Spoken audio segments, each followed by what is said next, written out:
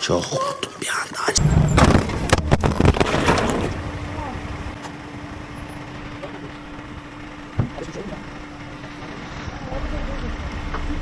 Ambulans arasın, ambulans. Yok, aman, ambulans.